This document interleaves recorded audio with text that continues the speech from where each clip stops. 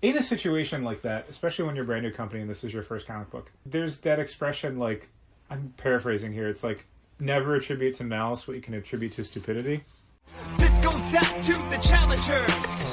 Comics and conversation, y'all. What? Keep the conversation moving along. Keep reading comics, keep your local store strong. If it's hard, then it's a job for the challengers. What?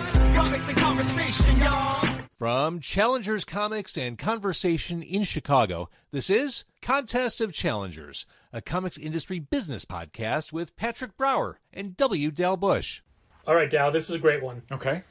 Knowing that today saw the release of 2 new Pokemon sets, Yes. a new Yu-Gi-Oh set, Yeah. and the new Magic set, Yeah. can you tell me what the very first person in the store was looking for? ETBs. No. Um, Your only hint is it's nothing we had. Vintage books? Nope. Can you give me another clue? Nothing we do or have ever done. Sports cards? This is unfair because Yes, it really is. It is not in any way related to the store. Tires. Waterbeds. Well, Keep no, guessing. those are items. Those are things you could buy. Huh? Do they want to pay their cell phone bill? You are so close. Okay. What is it? And I'm in the back of Sidekicks because there was a light burned out. Uh-huh. And I'm trying to get one of the new bulbs down. Uh-huh. And I hear ding. Hello? Yeah, I'm in the back just getting a light bulb. I'll read it out. Yeah, I have a haircut. And I come out. Just sit down on the floor. Come out, and he's like, yeah, I have a haircut. And he's still, I can't even see him. He's at the front counter. I'm in the other room. Right. So I come out, and he's like, I have a haircut. Not here, you don't. What? We don't do haircuts. It's at 1845 Northwestern at Black Boulder.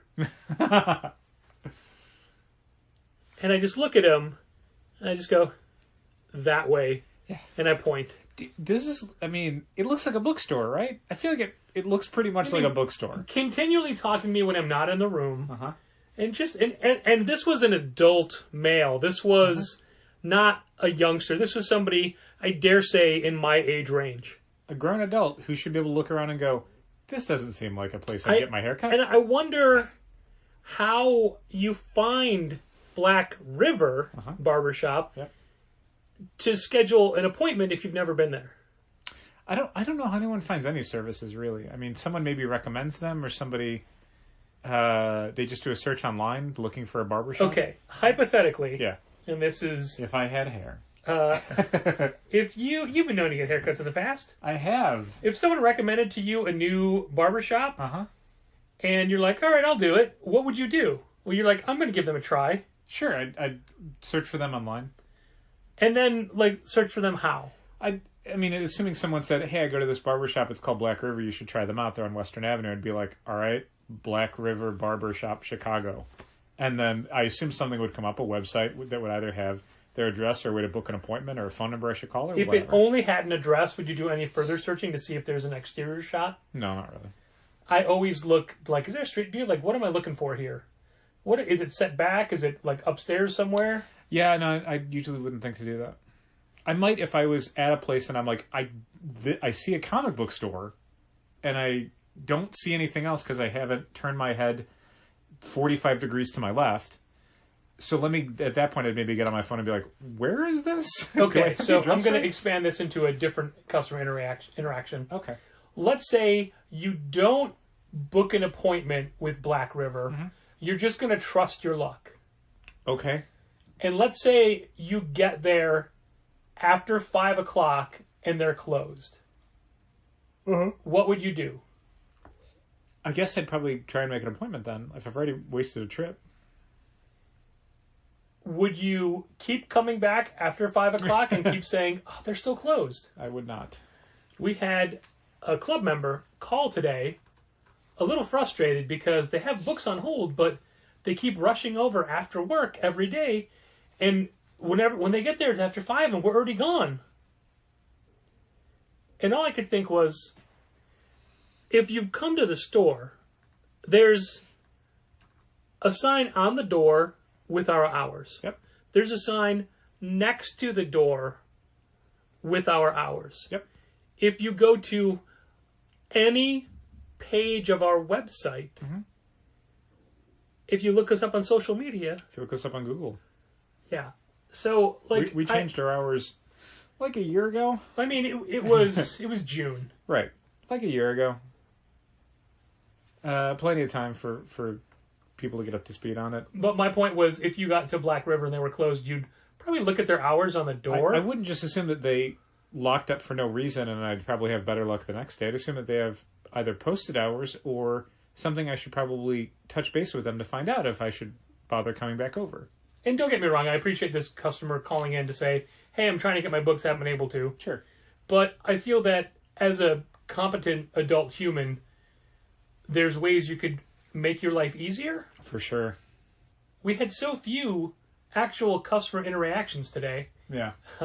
I'm dwelling on the ones that just, like, they're not bad ones, they just confuse me. Sure, but they stick I out don't- more I because don't there's so understand. few to think about. Yeah. Like- when there's...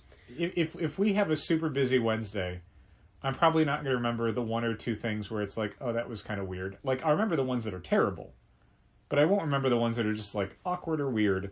But if, like, I have 10 people in, I'm 100% going to remember the one or two that are awkward or weird.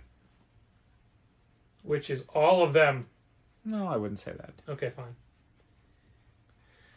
I have a third one, but it involves a different story. And as people who are in Chicago know, and people who are in Chicago who are listening to this right now, you're probably very cold.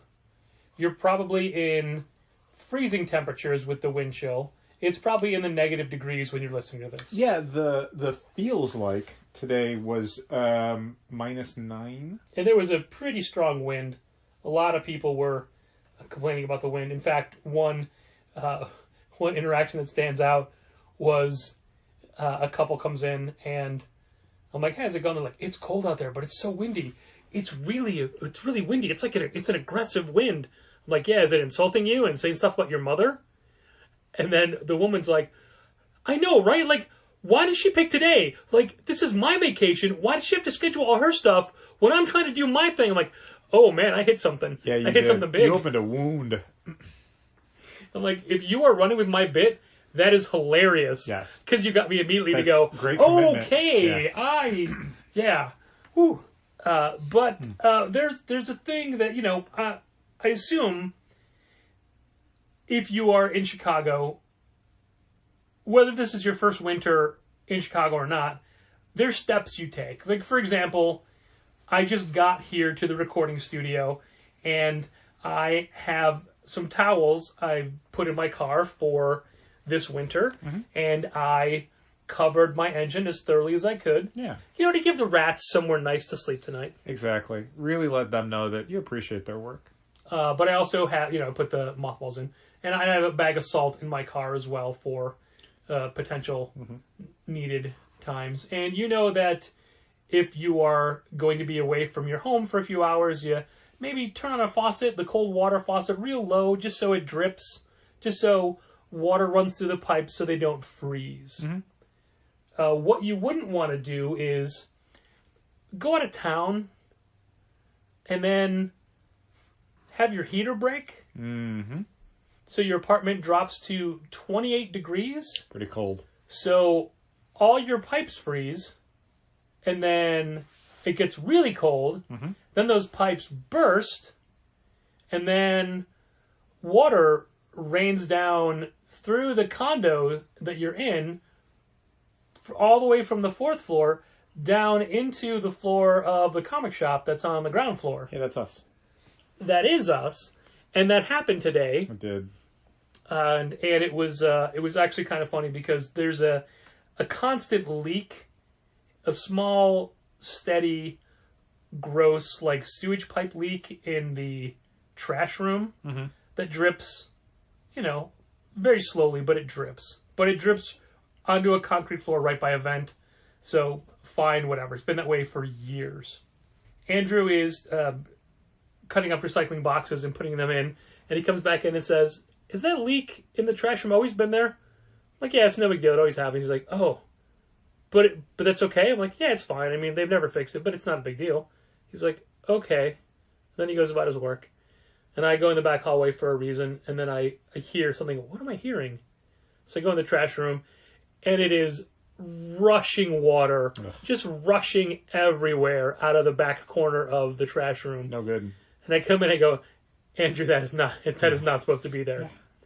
And then immediately I look up and I'm like, oh, what is that? Well, that's the same pipeline that was above the store, and it was leaking right at the front of the store, right by Deadpool, right when people walk in. Gross. So I'm like, oh man, and it was steady. Like I sent you a video. You did. It was steady. Pretty steady. So I run to the mop room and grab a bucket, and I'm trying to position this bucket underneath this clearly visible leak pouring down, and a mom comes up with a Justice League chibi box. She's like, can you build this for me? Not right this second. Do you need me to do it right now? I mean, well, I mean, it'll be better if you do it than if I do it. Fine. I wanted to be like, okay, let me just stop and Let's just let water damage the store, and then you'll get your box. So I faster. stopped and built her box, and then made sure the bucket was repositioned. And the whole family seemed oblivious of the leak, and they were young kids who kept going. That's good. Really near the bucket. I'd rather people be oblivious than frustrated by it. There was a time Oliver the dog was in a few times today. Yes, I heard. And yeah, there was one time I was talking to you on the phone, and you're like, hey, can you type in these numbers? I'm like, I can't get to them right now because Oliver won't move. But also, Oliver found the bucket, was a little scared by the bucket because it kept making a dripping noise. Sure. And then decided to start lapping it up. Sure. I'm like, Andrew, get him out of there. What could go wrong? Yeah. Do not drink that water. Uh-huh. Like, how thirsty is this dog? So that water that has dripped through an entire building. Emma, you have to get your dog. He's trying to drink the building water. He's drinking building juices. Don't do that. Like, she literally had to come in and pick him up 3 times today because he would not come when she was trying to get him back. Sure. She's like, Oliver, you're getting too big for me to carry now. You have to stop this. I'm like, that's it. He just wants you to pick him up. Yeah. That's all while he's doing it. But yeah, just hey, the store is leaking. Can I please tend to this? No, I'll build your box. It's fine. So, fun day. Sounds like it. Slow day, because A, people aren't coming in because it's very cold. Yeah. B, I imagine people are waiting for the sale. I don't know how true that is. Which is going on. Like, as soon as people hear this, the next day you could be in the store is the sale. True. Unless you're like Patrick Bertram and listening to this months later. Mm-hmm. And if you are Patrick Bertram listening to this months later, may I just say, shart. That's for you, Bert. But for the rest of you, it's a sale. Yeah. And you know how we lament the fact that we'll ring somebody up, give them a discount, and they'll be like, I didn't know it was a sale today. Mm-hmm. Today we finally had the reverse. Guy buys a few trades, gets rung up. Andrew gives him the flyer.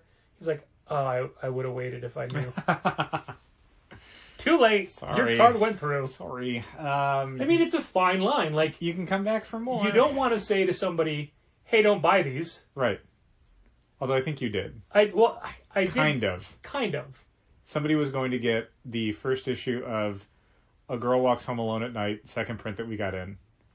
And you had said, hey, by the way, there's a collection that came out today of issues 1 and 2, and we can't really get issue 2 anymore. So you may just want to get the collection. However, if you're going to get the collection, you may want to wait until Sunday, where it will be, not even Sunday, the next week. Yeah. Like, next Wednesday, it will no longer be new this week, and therefore it'll be 25% off. And, but you couched it in like, and the comic will be, maybe that you get the comic now, and then see if you like it, and then you can get the collection. And she was just like, no, I'll just get the collection. So you said during the sale. So you said out loud, oh, so I just talked you out of getting anything today. And she said yes. Yep.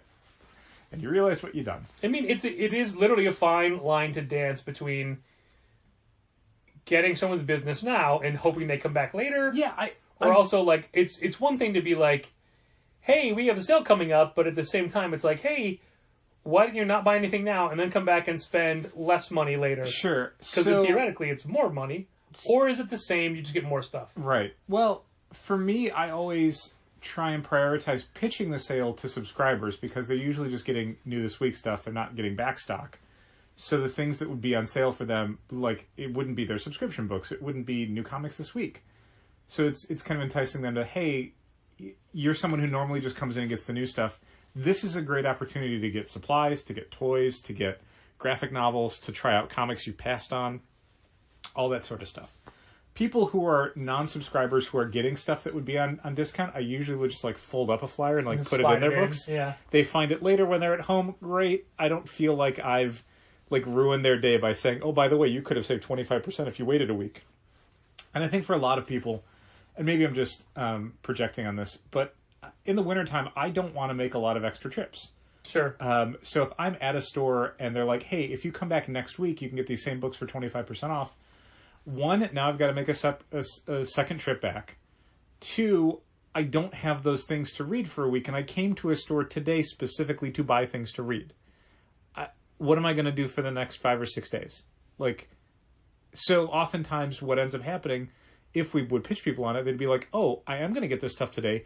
There's stuff I passed on that I will come back next week and get more of. I mean, that's the hope. That's the hope. The dream. And we've seen that That's happen the goal. sometimes where people are like, oh, I'm super excited to find out that more things can be bought for a discount later, not I'm disappointed I could have saved money on what I bought today.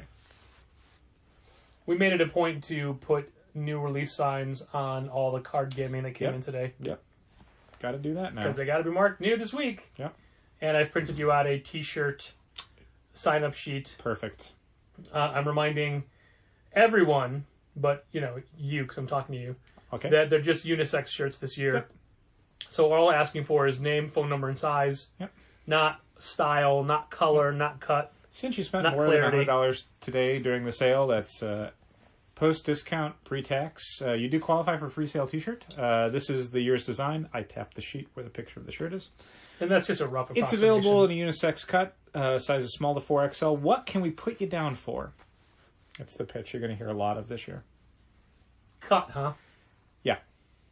Well, usually I would say it's available in both the unisex and a women's fitted cut. Sure. Sizes small to 4XL. What can we put you down for? Well, if you want to add something, you'd say it's an extra soft I don't. cotton poly blend. I don't.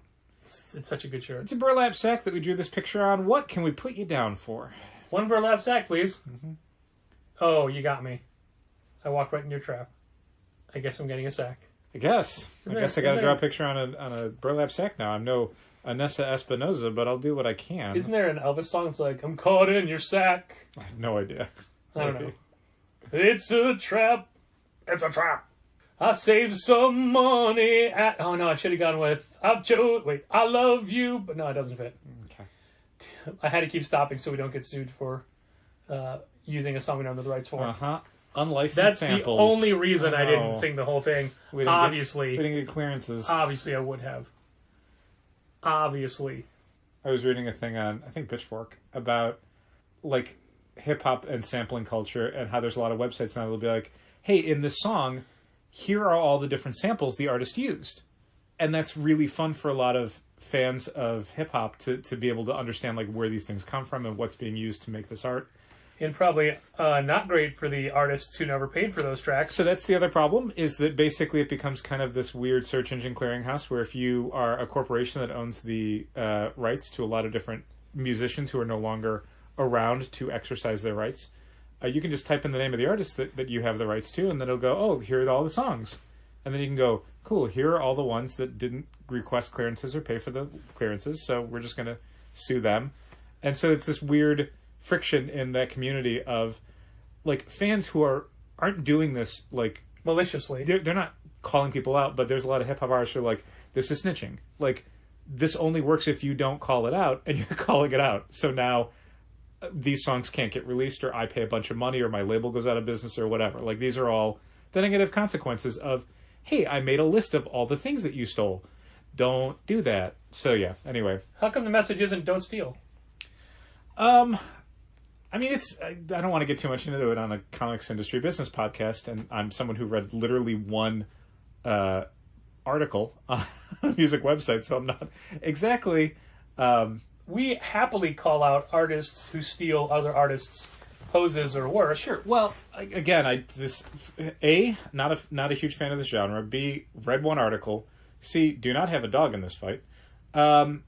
But what If you did, would it be an East Coast dog or a West Coast dog? What I will point out is that we're talking about remix culture, and the line between appropriating something and making new art out of it and ripping something off, it's a pretty wide gulf. So I think the argument could be made that a lot of what's happening, depending on the track, obviously, is that someone is recontextualizing something and making something new out of it. There was stuff on the Pitchfork article, which I guess I'd recommend people read at this point because I've been talking about it for like 2 minutes, is that a lot of it is down to, again, these companies that, an artist who died 15 years ago had their entire catalog bought up by some company who exists like patent trolls to just go through and find people that they can sue. They're not interested really in making deals. They're interested in finding people who thought they were making something that no one was going to find out about it. Now someone did, and they're going to sue them and get whatever money they can get. And how the better way to approach some of this is to maybe do something where, there was a change to legislation where a label pays a percentage of whatever the album sells. So if you're, Kanye, you pay a certain amount because you're going to make a ton of money off of this track. If you're a guy on SoundCloud, you pay significantly less because you're going to be making next to nothing on it.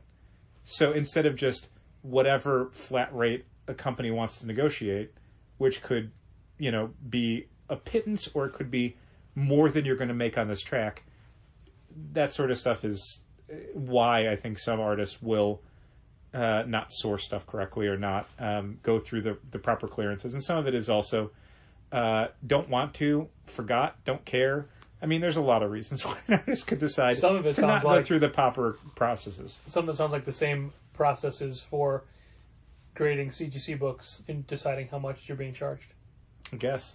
I bet I don't know too much about. There was not an article about that on Pitchfork. There is, and I forget his name, and I forget the bands he worked for, but there was a well-known metal producer who just sold his entire catalog to someone. Sure. And it's songs that he produced for other artists, but he had the production credit for, so he had the ownership stake in them. Mm-hmm. So now this other... And it was to a respected music company. It's not a Taylor Swift situation. Okay. It's to a well-known publishing house in the music industry, in the hard rock music industry. And it was someone who had the same interests and the same care for the artist at heart. Okay. And on the one hand, I'm like, man, why would you give up your ownership and all that music you created and you helped make and give to the world? And then I thought, what's the point of doing all that if you can't profit on it? Like, this guy's old. Yeah, like, why not cash for a while. Yeah, and exactly. It's like, why not cash in now? Let someone pay you what this is worth, so you can live comfortably for the work that you made, and maybe this helps it get to a wider audience. Sure, and I mean, you could make the comparison to owning a comic shop. Like, you put a lot of time in, you put a lot of effort in, you make something that hopefully lasts a few decades, and then at a certain point you're like, I would not like to do this indefinitely. I'd like to sell it and get something for it, and then hopefully that provides for me in my later years where I am less emotionally invested and need something that is a little bit more stable. So if anybody wants to buy a comic shop, just one, not two. Just one. Just one. It's a lot like Husker Du, where one of the guys, was it Grant Hart or the Norton, the other guy, sold their ownership stake to a fan. Uh-huh. And now, like, they can never remaster these things because the fan's like, nope, it's got to be an even vote on things. Sure. And the third party, who is not a band member, has said no to everything. Just vetoed every remaster. So that's why there's never been anything done with all that older. No, it wasn't Grant Hart. It was I don't remember the other person. The other guy. His name is Norton. I know that much. Okay. Speaking of Norton, did you know that Mike Norton is doing an Ambush Bug series for DC? Kind of. Yeah. He's doing the linking Ambush Bug linking segment in a Cancel Comics Cavalcade anthology, more or less. Basically, DC has a lot of inventory stories that they've accumulated over the years that either they never found a spot for or just never published, and they're just like, here you go, we're just printing them now. Here's a Treadmore Suicide Squad thing. Printing them.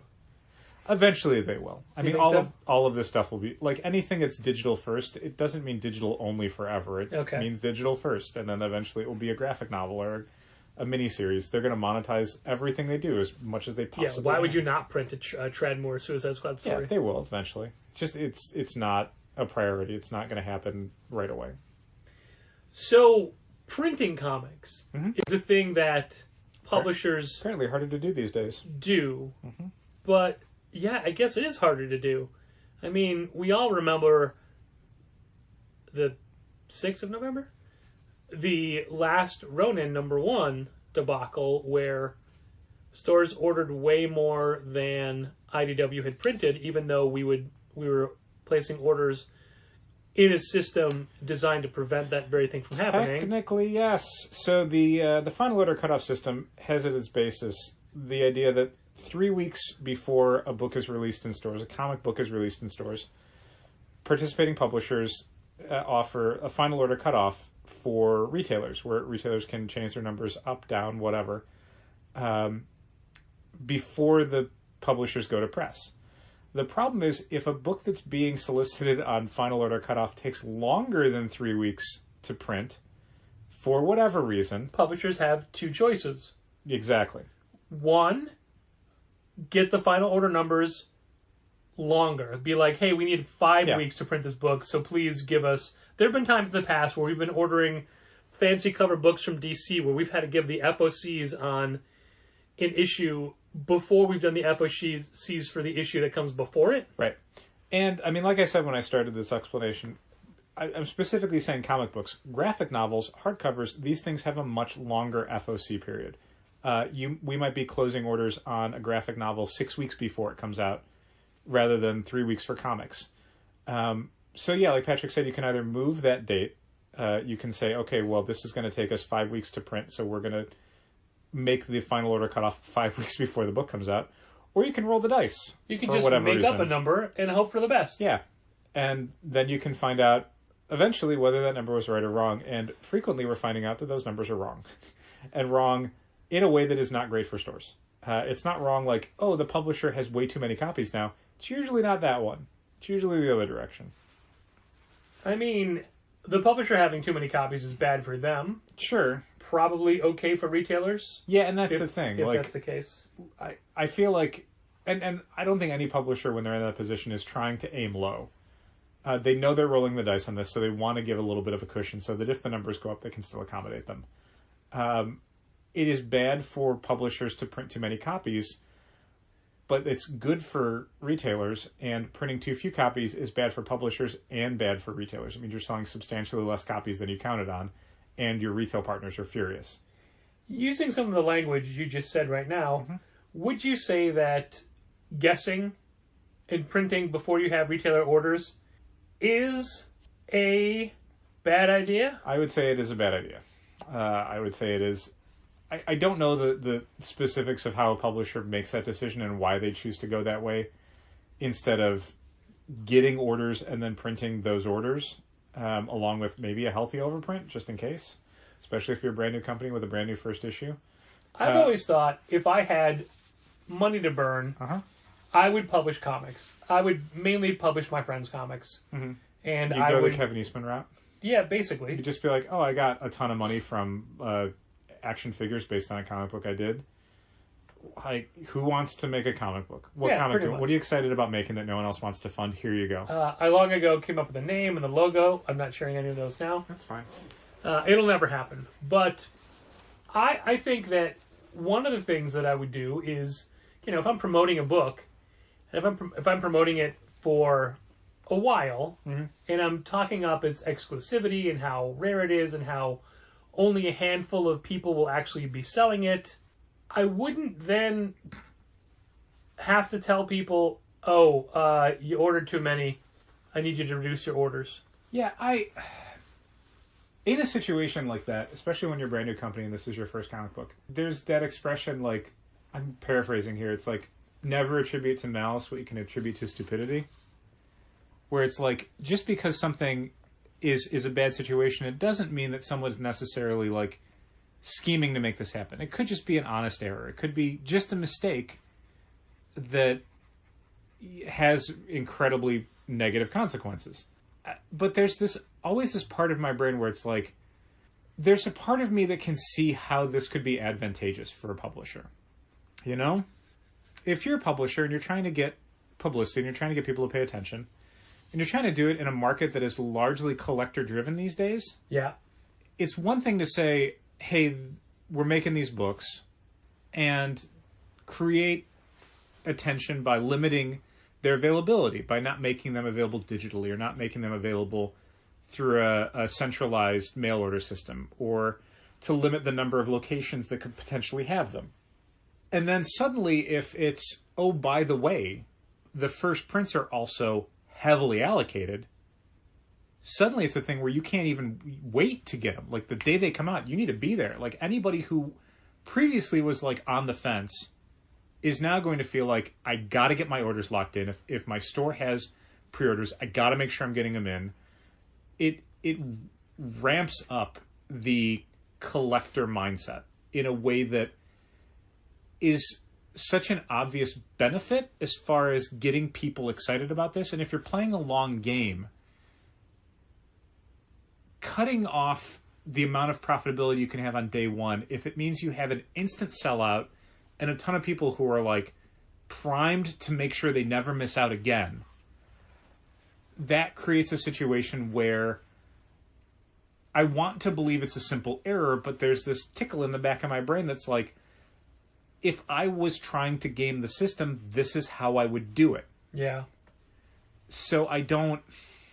Well, I mean, that's the thing you're always trying to do, Dal. Personally, you're trying to game the system. Exactly. That's what you're about. Constantly, forever. I'm always trying to maximize our revenue at the cost of potential business partners and my own...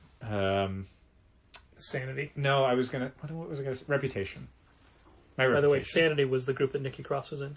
Oh, okay, yeah, that's right. Yeah, I don't. Who are the other guys? Anybody? Eric Young, Okay. who then went to be an Impact champion.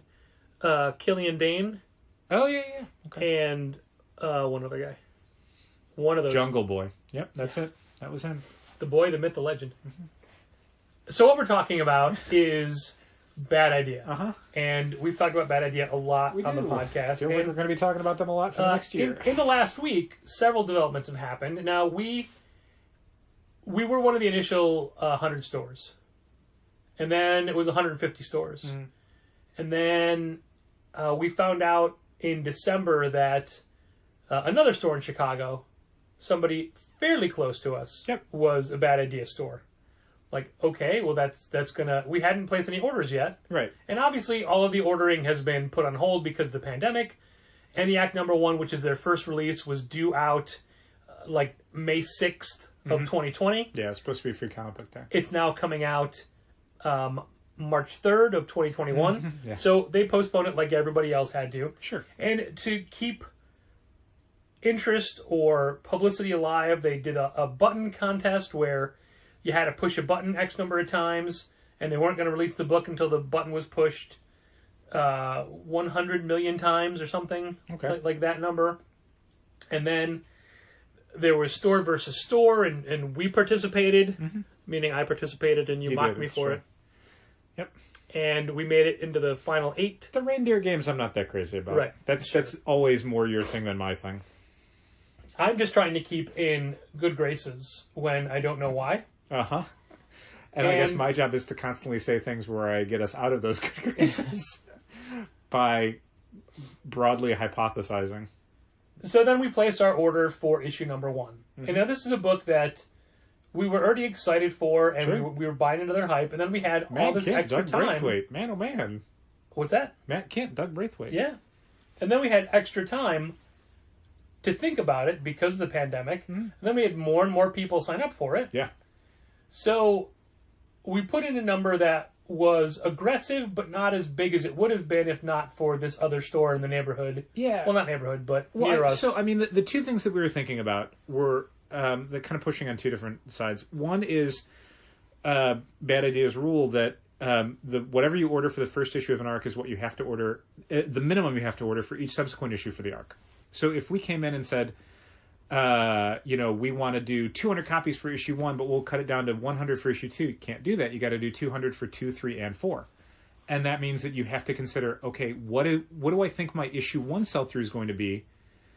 And then what do I think my issue 2, 3, and 4 sell-through is going to be? And what's the middle ground between those two? I don't want to turn a bunch of people away for issue 1, but I don't want to get caught with unsold copies for 2, 3, and 4. The other side of the coin is that Bad Idea said that they're not doing collections. They're not doing variant covers. They aren't doing variant covers. And so the idea of availability becomes very important. Like, this is a thing where the sell-through for a Bad Idea comic book might not be the normal, 1 week to 3 months that we would see on a normal book. It could be something like a year.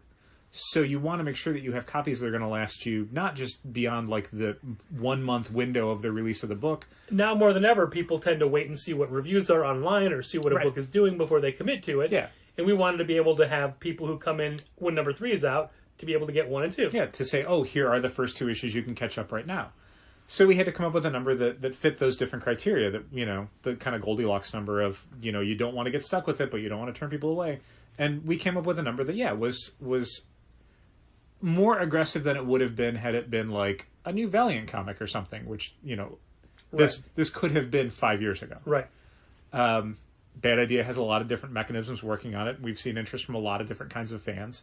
So we wanted to make sure that, as one of the few stores in Chicago that was selling them, we wanted to make sure that if people were coming from farther away, that we had something for them.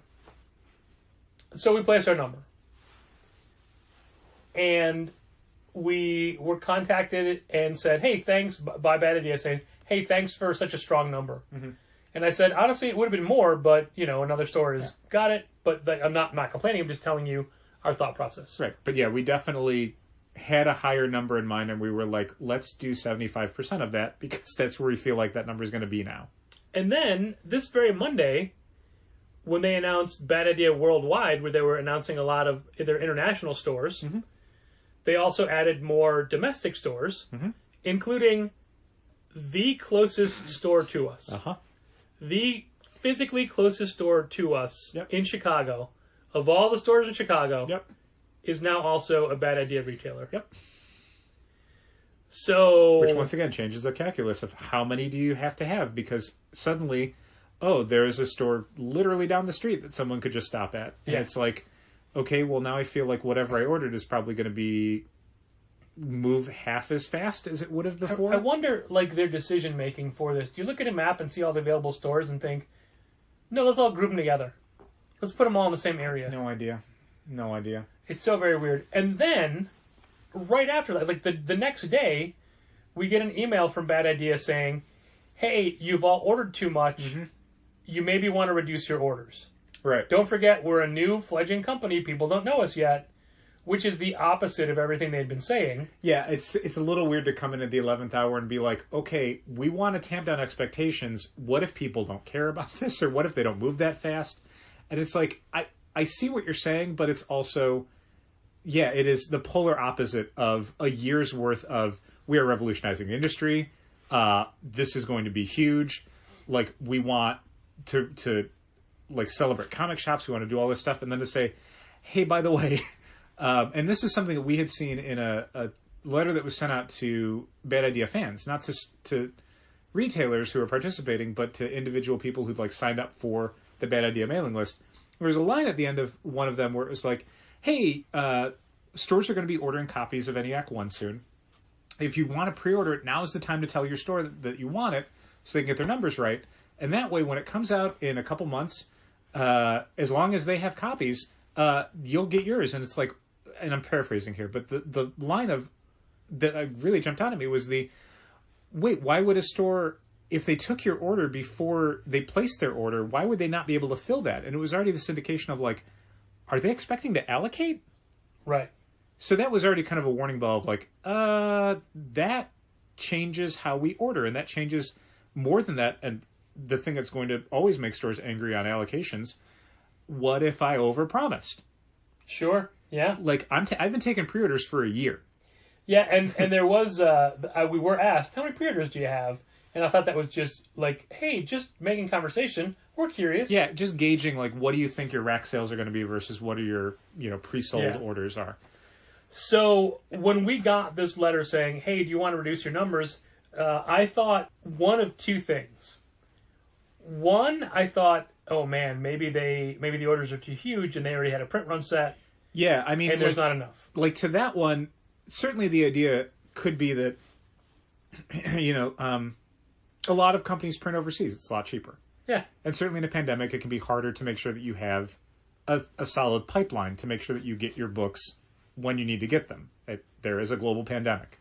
So it could be a thing where Bad Idea says, okay, well, we got to print this thing 5 months ago or, Christ, a year ago. I mean, yeah, maybe because the book was coming out in May and the shutdown was the end of March, they might have had these books for a year now. Possibly, yeah. So that was one possibility. The other thing I thought was, I don't trust them. This is a trick. From the company that brought you Hero Trade. Exactly. Yep. I thought, like, they're using this to gauge their partners. Your commitment. Yeah, like, oh, Challengers is reducing the order. They don't believe in us. They don't trust us. Or let's see what percentages are changing. Like, I honestly don't know what they would have done it for. Well, but with the things they've done so far, they just have this level of, I don't trust any of this.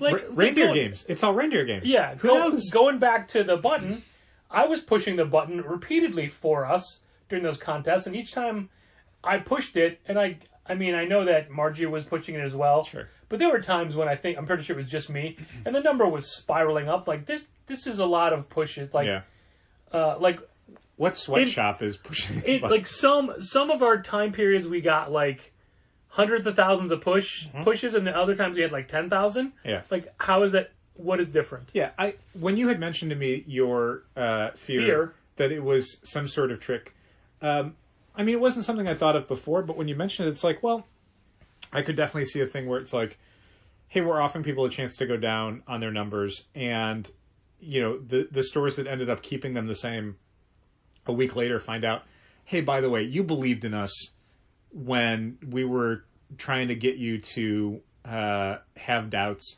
And because of that, like, we're giving you 50% free, or we're upping your discount to whatever, or we're going to make it returnable, or any number of, like, rewards they could have instituted that wouldn't necessarily be a huge change, but would be something where it's, like, reinforcing the idea of, like, we want you to buy into this. We want you to be as excited about this as we are. So, I mean, it wasn't something, again, that came to my mind, but when you said it, it's like, yeah, I could definitely see that being one of the outcomes. So we went back and forth, like, do we lower, do we not? I'm not sure.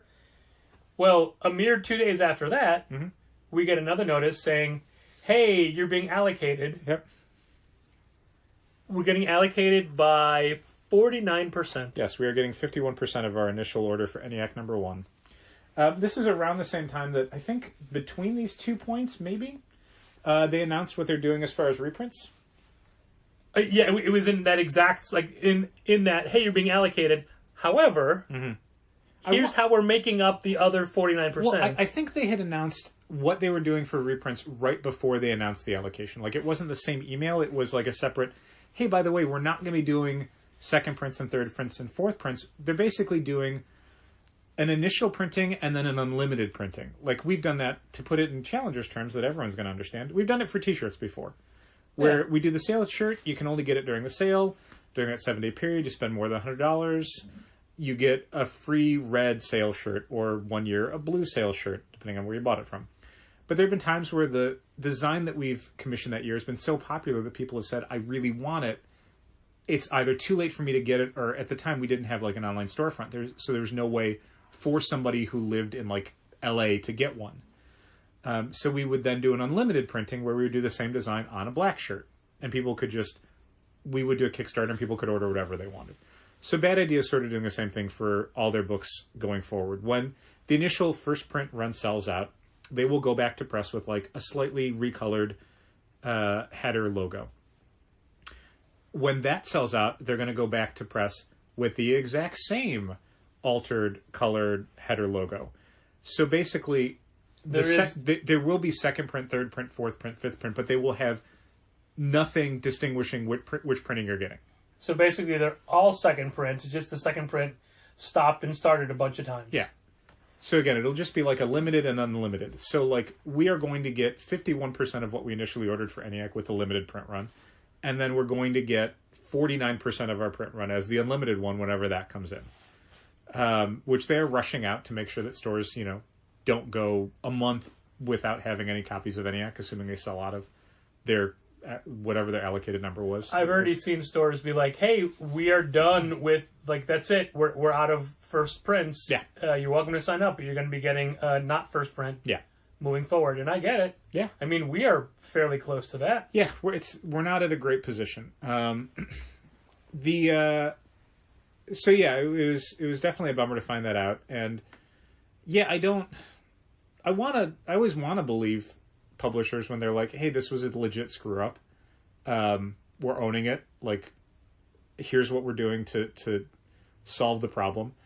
But again, there's times where it's something where it's like, I don't want to be conspiracy minded, but you see it and you're like, how did you get this so wrong?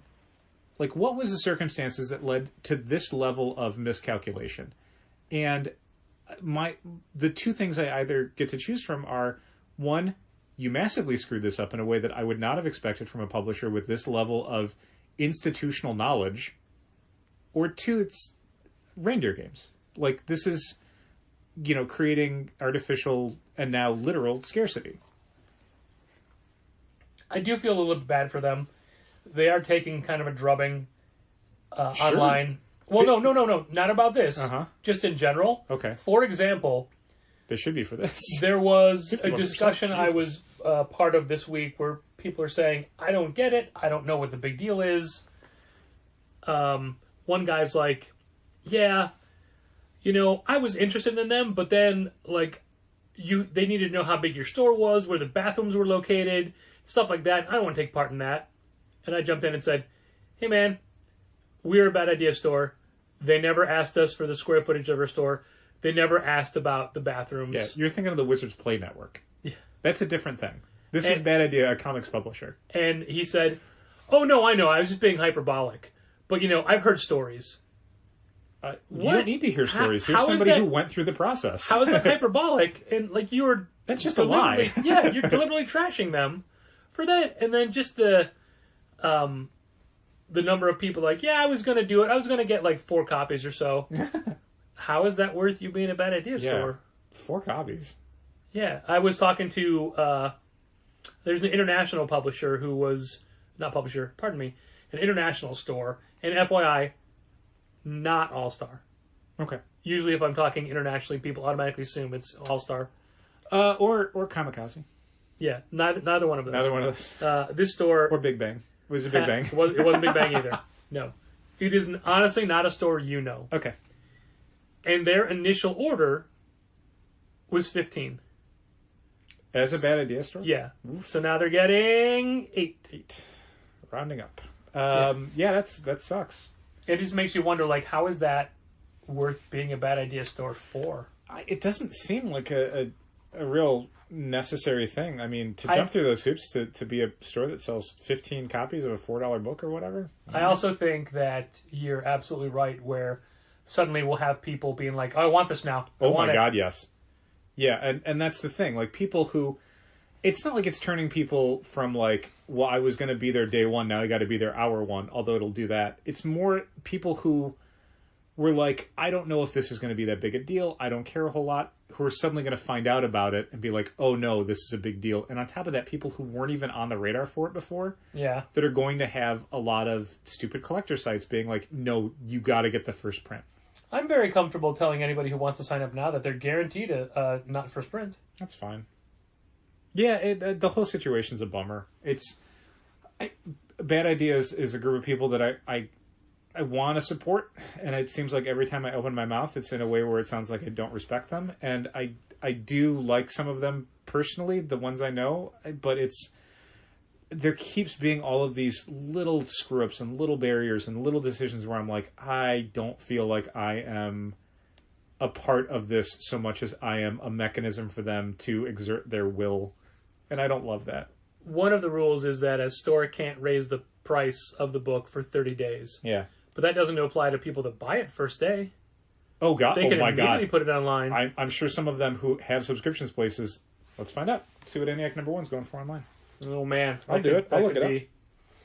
That could be a thing that we don't want to know. I got a telephone device right here. Let's find out. At least the fact that it's... Keep in mind, Hero Trade goes for about $1,000. Yeah, at least it's ENIAC in collectible comics. capped by the fact that people can only get one.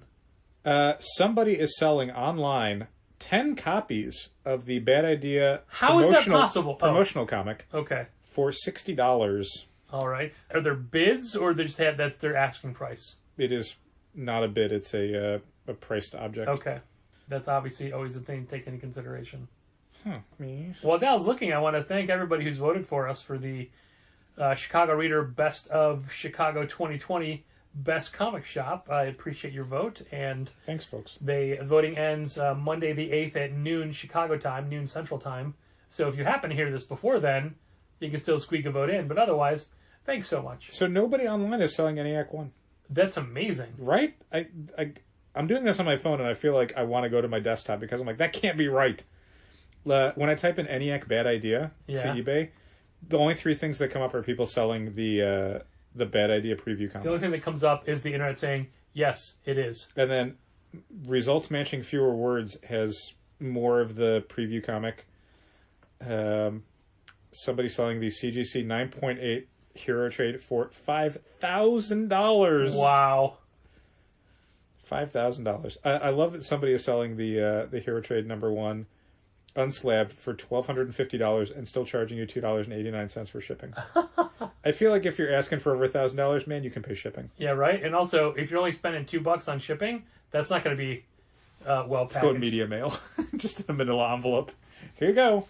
So here's a really dumb speculator question. Do you want a CGC 10 of these? The bad idea comics. Yeah. Oh, not really. I mean, I see what you're saying, but it's no. And I mean, do you want me to explain why no? No's good enough. Okay, no. Stuff like that. I'll explain it a little bit. It's such a slippery slope, and I don't. We've said before that part of the reason why we don't do that stuff is because it becomes harder to live with yourself. At least that's why I don't do it. It's not that it would be unprofitable. Like, it demonstrably would be incredibly profitable. But it's still a thing of, like, I'd feel like an asshole. Like, I'd rather... And it's the problem we always have with collectible comic stuff, with speculator things, is this feeling of, I want the books to go to people who are going to enjoy them. I don't want to keep art out of the hands of people. That's not why I opened a comic shop. Taking a group of those comics and then saying... Hey, I was scratching my arm first. I was scratching my forearm. Taking those out of the hands of people and putting them online at a premium price, slabbing them even, so no one can ever read them, is something that I don't believe in. I don't like that. But on the other hand, the alternative is you sell it to someone who's going to do exactly that and then keep the profits. So then you feel like a dummy. Like, I made $2 selling a book to somebody who's going to go slab it and then sell it for 10, 50, 100 times that. Yeah. I could do that. I could do exactly that and keep the money and use that to order other comics that people could then buy and enjoy. Like, it could be...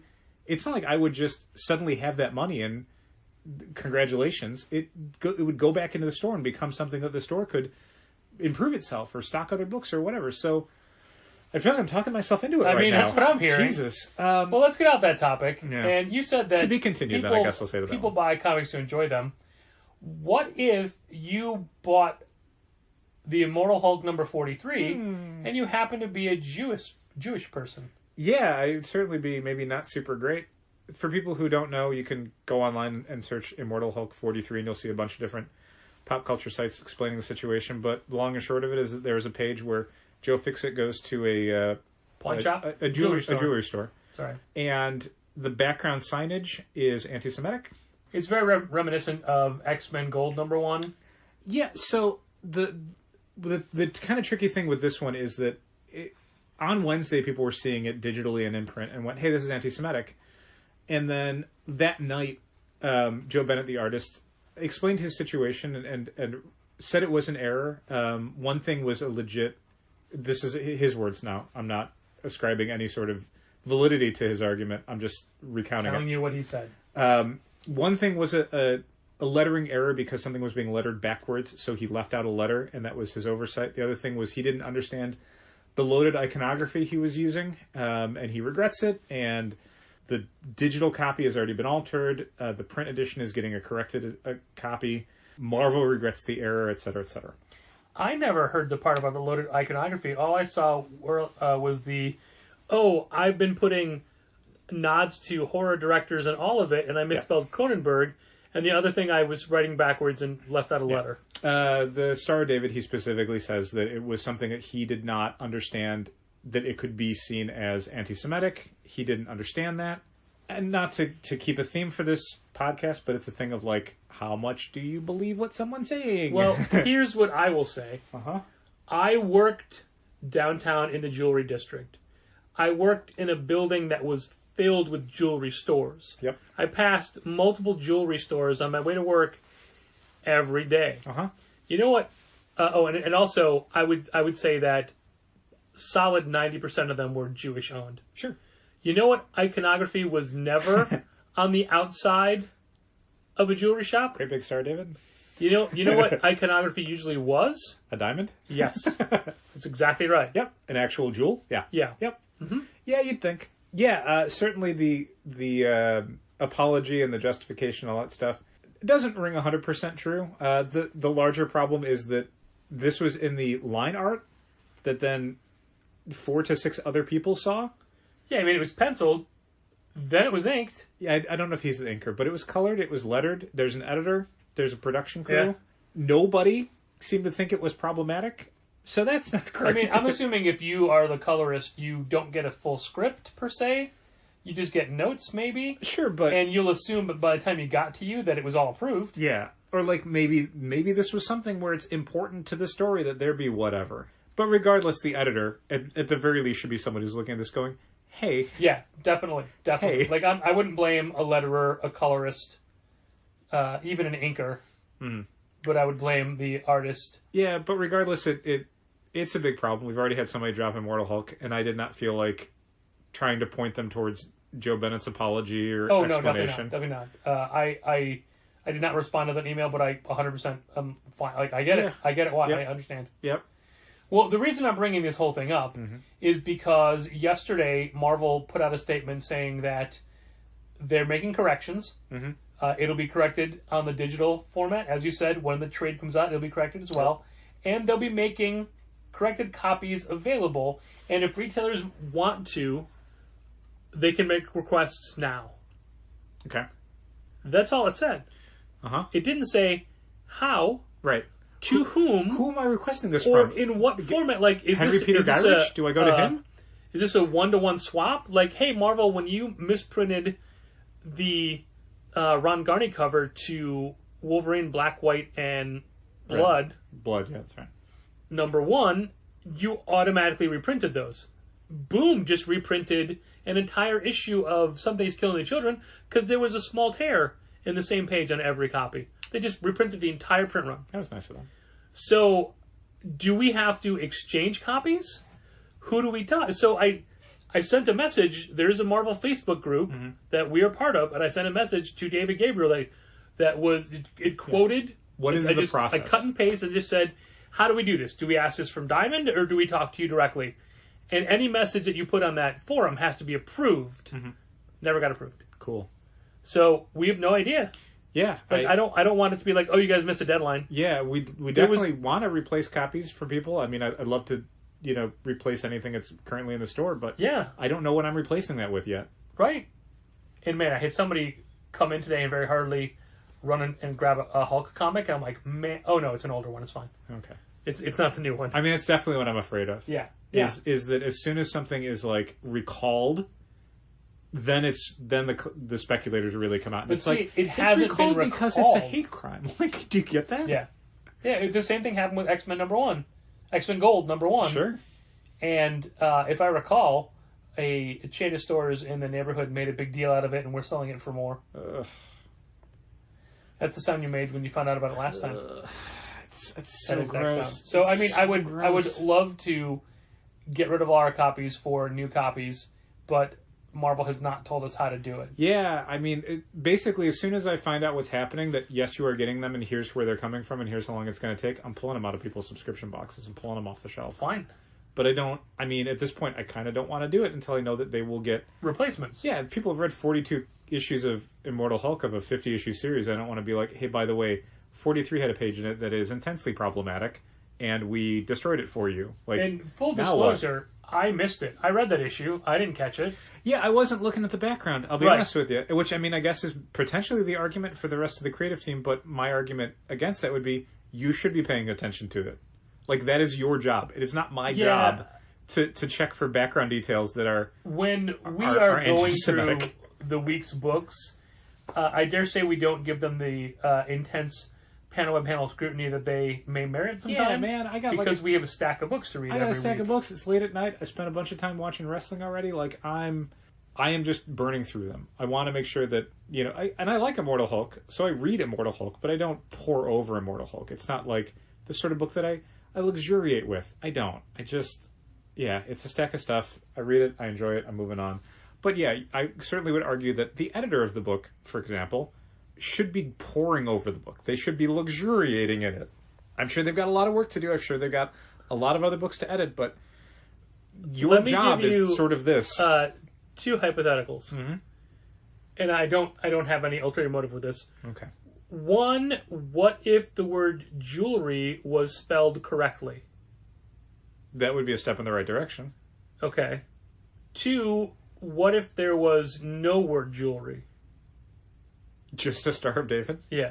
That's a step in the wrong direction, If it probably. said if it said Cronenberg's and had the Star of David. Maybe. I mean, it's still not great. Like, it's like, as you pointed out, that the Star of David thing is like, that's not a common thing. I mean, look, I started watching Uncut Gems. Uh-huh. I did not finish it. It's very unsettling. Sure. It's a stressful movie. And even Adam Sandler's jewelry shop didn't have No. the Star of David in it. No, as you said, it's not really a thing. It's not it's not a Jewish deli, you know? It's not kosher. Like, that's not what they're advertising. Right. They're advertising it's not jewels. as if you go into other stores where the owners of it have a different religious belief and that their iconography, their symbols are on the wall. Yeah, I don't remember seeing a great big cross on the front of, like, I don't know, like a pool supply store. Right. You know? Like, what does this have to do with it? You and I are huge Satanists, and we don't have a giant Satan emblem in the store anywhere. Yeah. I mean, you're tattooed, but that doesn't count. It's not visible. It's definitely not visible. I keep my entire back covered. That's my segue into DC doing a European version of Dark Knight's Death Metal, available starting in March, but they have a cover gimmick where each issue of the 7 issues, and I don't think this is the main cover, but there will be a heavy metal group along with the Batman Who Laughs on every cover. For example, Ozzy Osbourne and the Batman Who Laughs. Other bands include Megadeth, Sepultura, Ghost, Nightwish, maybe Opeth, I can't remember. And of course, the heaviest metalist of them all, Dream Theater. Pretty heavy metals. Right? So much death metals there. I think it's an interesting concept. A lot of those are American bands. This is a European thing. This is not offered to us. We will not be carrying those. We could not carry those. They are not going to be available to us. So please don't ask. But I wonder why it's not like, you know, Deicide or Mayhem. Yeah. Or any of the really, like, the death metal bands. Actual death metal. The actual Satanist bands. I guess maybe you just answered your own question. Yeah, probably.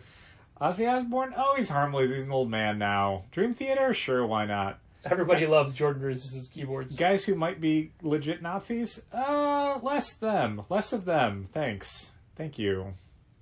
I think it's a fun concept, and I would have liked that to be one of the variant cover schemes for us. You know, since they did 3 variant covers per. Yeah. Why couldn't those have been 1? Yeah? Would I have bought them? No. No. Not even Dream Theater, and you like Dream Theater. Right.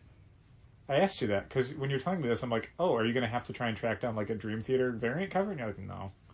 So I have still a single dark. issue of Death Metal. It's still somewhere. death metal. I don't care about that. But what we do care about is you getting enjoyment out of this very podcast. I do. And it's a new month, and it's now time to thank our Patreon supporters, including our annual patrons, Becca Hilburn, Brent Helt, Dal's mom Diane Bush, Jose Villagomez, Josh Crawley of Westfield Comics in Madison, Wisconsin, Mr. Fancy Pants Michael Romanenko, our patrons that have created their own tier, Andrew Drewtroit Comics Aaliyah, Christina McChrystal, Bridget K. Neville, Chris Burton, our other generous patrons from the Say My Name tier, Arun Singh, Social Media Vampire Ben-Hur Benedict Calaguas, Chris Carr, Don Cardenas, Drew Triner and Ashley Edwards, Challengers Reservist Fallon Mackerline, my brother George W. Brower, Heidi D., Jacob Sorelli of Kamikaze in Tel Aviv, Josh Trigg, Mark Hammond of All Yeah Comics, Margie, Keith, Logan, and Malcolm Springham, Marcus Nasso, Matt Armstrong, Mitchell Davies of All Star Comics in Melbourne, Australia, former challenger Molly Jane Kramer, Morgan Kaiju Perry, Nick Baldwin of the In Love with Movies podcast, Robert Burns, Robert Lane, Ryan Alcock, Ryan Hecht, Sean Bowers, Tad Eggleston and Johnny Williams, Thomas Nagovin of Century Guild. And if you would like to hear your name thanked once a month on this very podcast, head over to patreon.com/challengers and pledge at the $5 Say My Name level. Thank you all very much, and a big thanks to all of our other patrons who generously support this podcast at different pledge tiers. Oh man, I can't remember. What month is this now? February. Huh. Wait, it'll be the 7th. I'm trying to remember how I do things. I guess what I'm trying to say is, thanks for listening. And keep reading comics. This has been Contest of Challengers. Thanks for listening. Keep reading comics. Challengers is located at 1845 Northwestern Avenue in the Bucktown neighborhood of Chicago. 773-278-0155. Keep up to date with new releases and events at challengerscomics.com. Like Challengers Comics on Facebook, follow @Challengers on Twitter, and help fund this podcast at patreon.com/challengers.